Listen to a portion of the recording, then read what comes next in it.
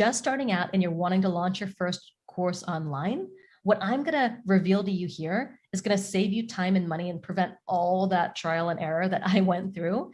Now, the first mistake is what I call the picnic pants pattern. You see, I found out far too late that I'd created the wrong thing. It was something that my students just didn't want or even like, to be honest. So remember these? Of course not.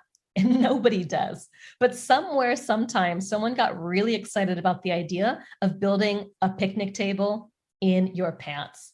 And then they spent a huge amount of time and effort and money on this idea, only to later realize that when they took it to market, that it was solving a problem that nobody was interested in. It never got any traction, hence the picnic pants pattern. And the world is littered with the results of the picnic pants pattern, like Microsoft with the Zoom, which lost $289 million in just one quarter because it didn't land with its audience. So just imagine that for a moment. All that time and energy and focus wasted, and you lose out on the massive opportunity that's right here at your fingertips to channel some of this $200, billion a year industry into your pockets. So I call my solution to this the beta test process, and it's super duper simple.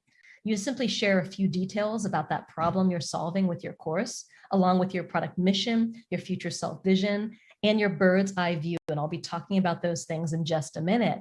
And because you're talking directly with them one-on-one, you're going to know right away if the idea excites them.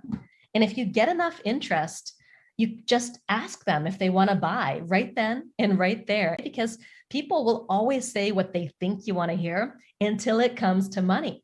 But when people are actually willing to pay you, then you know it's the real deal. Just like my coach student, Daniel Real, who simply began talking about his idea and used his bird's eye view to enroll 3 brand new students for a total of $10,500. And she created a brand new program, and she was able to validate it simply by talking to people about the program. And these conversations also helped her understand what messaging got her audience motivated to buy, with one person paying her $2,500 right then and right there. Then there's Michelle Taylor, who dreamed of having an online program since 2004. And her journals, her computer, they were filled with all these half-finished ideas.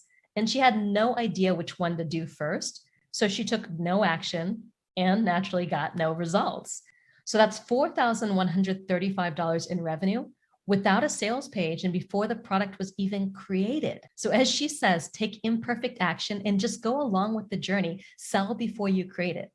So to recap, to break the picnic pants pattern and avoid this massively costly mistake, your top 3 takeaways are that no matter what level of experience you have, you always start by talking to people, talking about the idea, and asking them to vote with their money.